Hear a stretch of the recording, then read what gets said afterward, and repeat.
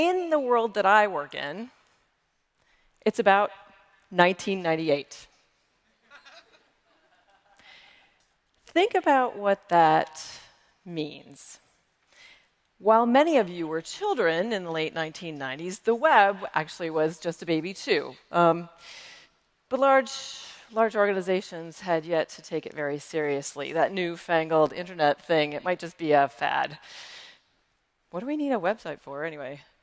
The back-end systems were moving from mainframe to client-server, and the dot-com bubble was growing and about to burst a couple of years later.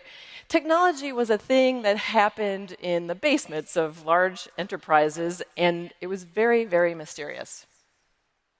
But okay, to say that it's 1998 is not entirely fair. It's actually more like about 2005. Before ubiquitous computing, before Wi-Fi everywhere, before smartphones. And this 2005 feeling is actually almost every day in the here and now. Every day that I work in civic design, it feels like I'm entering a time warp. I step through the door at a county office or a city hall or a federal agency like I have almost every day for the last year, and, well, the light changes. I start at Oz and I go back to Kansas. Fortunately, my memory hasn't been erased in this time travel because a lot has actually happened since 2005. But when I do enter these places, I feel like I've arrived from the future. And in the future, design is a beacon. It's a beacon that can pull government toward the now. More than that, we who care about civic design and technology and designing services, we can do that in a way that brings government interactions with constituents up to date. We can also help our clients make services that are future tolerant. So walking through those doors does have a Dark Ages feel about it, but I actually think that we are on the front edge of an enlightenment. There's an opportune moment happening right now. And we are so fortunate to be designers at this moment because government is ready. Government, the people we work with every day, doesn't actually know that what they need is design. They think that what they need is technology, and honestly, that is exactly what we've been selling them. Selling this to government and taxpayers alike, that smarter IT is actually the answer to a lot of government problems. But technology just comes with the package.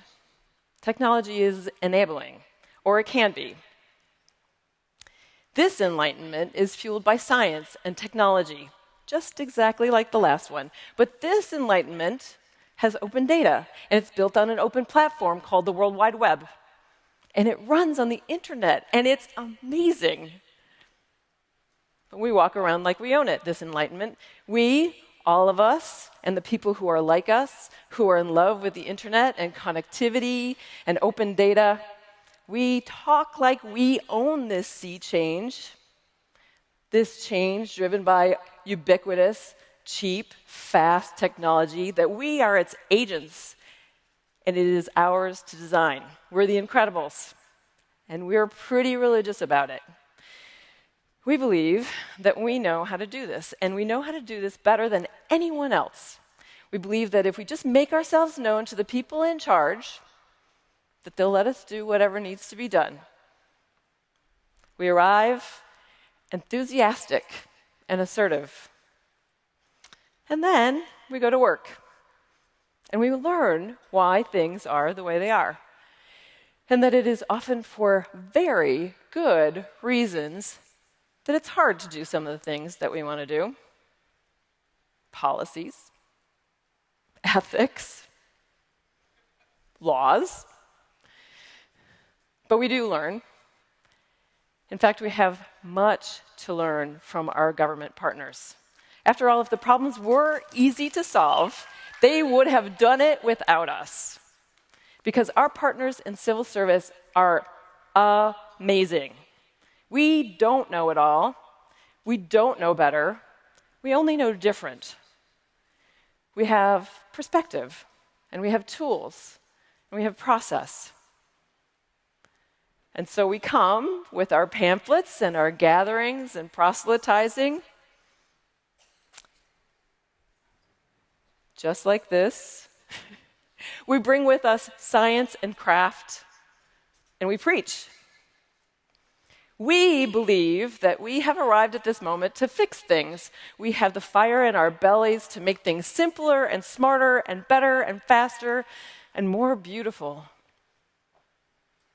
to impose logic and reason. We do the work we do because we believe that we have skills and experience and talents that other people don't have. And we believe that because we have these attributes, we can solve problems the way they should be solved. Collectively, we have a bit of a savior complex as we bring light into the darkness. We are righteous. I hear the complaint all the time that there are no designers working in government. Someone at this very conference said to me just the other day, "I am so alone. There is no one like me, no one who talks like me, no one who thinks like me, no one who understands the importance of design in government." I used to think that too. In fact, I thought that for a really long time. But I realized that I was thinking about it all wrong. Design is constantly happening in government. Government is loaded with designers. There are actually hundreds of thousands, if not millions, of designers in government. And I want to introduce you to some of them so that when you encounter people like these, you'll be able to recognize that there are actually lots of kindred spirits all around you. Marnie has worked for the county for 20 years. It's her job to take calls from people who are asking that their property be reassessed because they're pretty sure that the house value is less than what they paid for it. Marnie had to send a letter to property owners under this program. Of course, the first version that she got was written by the attorney's office. You can imagine what this looked like. 2 pages, 2 columns on both sides, densely packed, negative wording, passive. It was more threatening than it was inviting. She turned it around to be a 1-page, 2-paragraph invitation after reading a couple of articles about plain language and getting some coaching from a local expert. Marnie's a program manager. She started a program to review assessments. She's a civil servant, and she's a designer. Matt's state legislature passed a new law. Now, this happens all the time, but in this case, the new law required gathering new information from constituents, and the constituents also had to prove they were who they said they were on this form. Not a simple thing. There was, of course, text in the legislation that Matt could have just plopped on the form, doing it the same way it had always been done, but he knew that that was a mistake. He'd learned some lessons there. It would mean, if he did that, adding help in all kinds of places to explain the form to people, either as they filled it out or back at the office for staff to call people to correct mistakes. And so, using a couple of examples as templates and guidelines that he'd practiced at a workshop, Matt tried his hand at designing this form. Matt's a lawyer and a career civil servant. He was the deputy secretary of a large Midwestern state, and he's a designer. This is Pete. And for Pete, at first, there were brochures and flyers and press releases. But one day he drew the short straw and had to learn enough HTML to build a website for the city that he was working for at the time. He realized in the first hour of doing this that he should have been a coder all along. In fact, he went on to take a bunch of classes and learned how to program in about 6 or 7 different languages. He was still drawn to communications, though. So when his office needed a new website, now he's at the state level, He took a couple of classes in information architecture and content strategy, read some books, got some feedback from a designer who was on contract in another department. And now, Pete's a senior advisor to a governor in a large southern state, and Pete is a designer. Now, if it has geographic data, Megan is all over it. She's drawn more district lines for more purposes than the average GIS nerd, but she really, really loves it. She just loves wallowing around in data, finding trends and patterns, finding significance in the numbers. Her team regularly conducts focus groups with constituents, but when it came time to rework an app that her team had put together in about a month, put together is a strong word, jammed together in about a month, she worked with her team to run a usability test. And so while they had analytics, and these analytics are a thing that she really loves, they all knew that they couldn't learn from the analytics why things were happening the way they were happening. So when it came time to moderate sessions with users, Megan was masterful.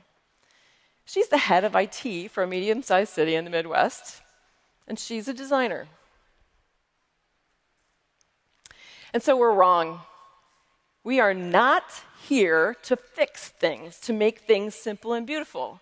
We are here to save government, but not by opening up data or holding hackathons. We're here to lead by example. We are here to teach, and to teach by doing and modeling behavior, one project at a time. Because what's happening is that everyone who touches any part of it designs it. Government is nothing if not one massive, continuous service design project. Every day, something happens to change the experience someone is having with her government. A law is passed, a policy implemented, a service supplied or taken away, budgets are expanded or contracted or reallocated or continued. Everyone in government is designing the civic experience, including the constituent.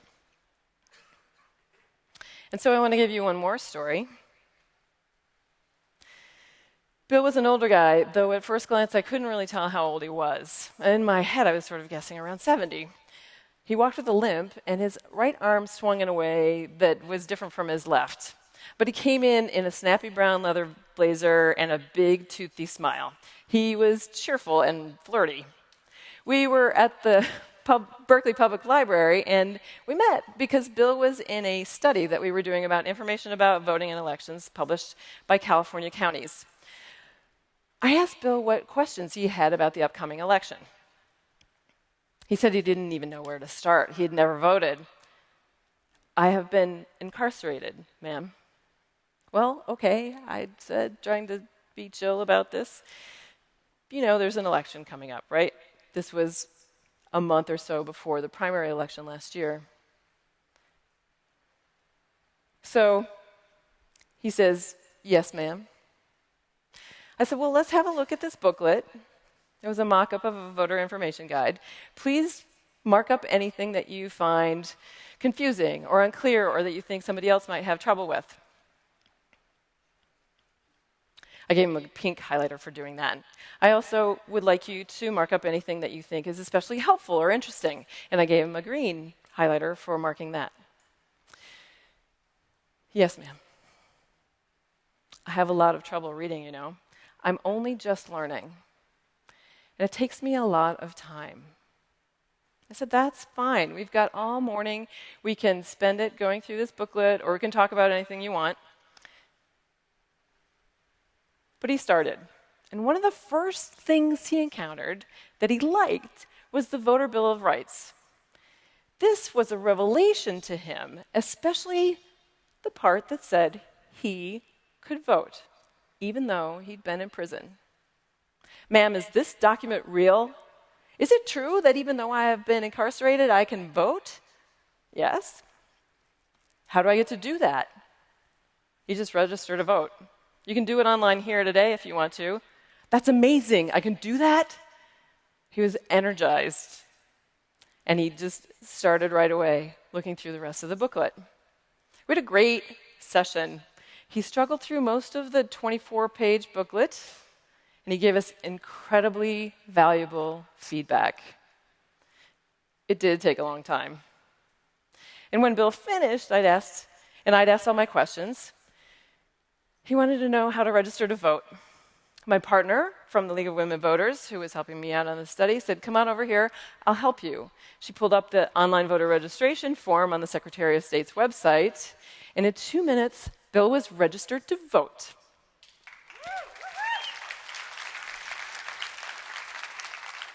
He practically floated out of the room. He shook hands with everybody on his way out. Bill was actually 56 years old, and he had been in prison for 40 years. This is why we do this work. So, on September 1st, 2015, Governor Brown signed into law SB 505, which included work from the project where we met Bill, which was a plain language voter Bill of Rights, which will now appear in every voter guide in California and on posters in every polling place in California. Thank you, Bill, for the feedback. And so I come to you to ask a favor. I ask you to stop asking about how to get people to think in government about and learn about technology and about design. I ask you instead to start thinking about how to solve problems. Because how we will get this work done is by being with the people we are working with and bringing them with us, by giving skills and by making chances to practice for the people that we work with. And when we go, we need to leave them with confidence so that they can make government better in new ways without us. Because there are not enough of us. We think that we're here to design government. We're not. We're actually here to help government understand that it is designing the civic experience. There's empowerment in that. There is innovation in that. And with our help, the people who work in government will be the next wave of civic designers, driving the next enlightenment. If this was meaningful to you at all, and you have not already done it, please take a year to do civil service.